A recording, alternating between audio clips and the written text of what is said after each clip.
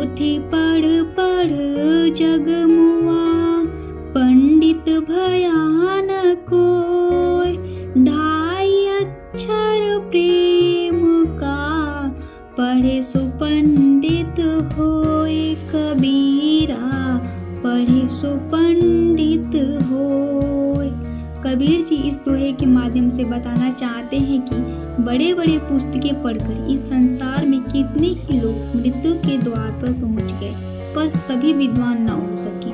कबीर मानते हैं कि यदि कोई प्रेम में केवल 2.5 अक्षर पढ़ ले, अर्थात प्रेम का वास्तविक रूप पहचान ले, तो वह सच्चा ज्ञानी होता है। साधु ऐसा चाहिए, जैसे सूप सुभाए। सार सार को गही रहे, थोथा देई उड़ाए। कबीरा थोथा देई उड़ाए। इस दोहे के माध्यम से कबीर जी यह कहना चाहते हैं कि इस संसार में ऐसे सज्जनों की जरूरत है जो सूप के स्वरूप अनाज साफ करे, अर्थात सार्थक ज्ञान को बचा ले और निरर्थक ज्ञान को उड़ा दे, मतलब हटा दे। माला फेरत जग भया, फिरा न मन का फेर। कर का मन का डार दे, मन का फेर। कबीरा मन का फेर।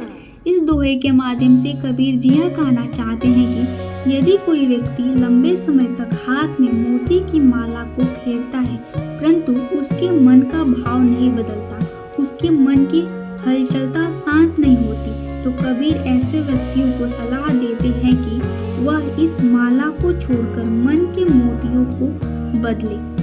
बाती न पूछो साधु से, पूछ लीजिए ज्ञान। मोल करो तरवार का, पड़ा रहन दो म्यान।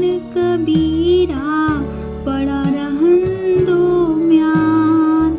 इस दोहे के माध्यम से कबीर जी यह कहना चाहते हैं कि सज्जन की जात न पूछकर उससे ज्ञान की बातें कर लीजिए, उससे ज्ञान ले लीजिए, क्योंकि मोल तलवार की होती है जिसमें वो रखा जाता है, उस म्यान की नहीं।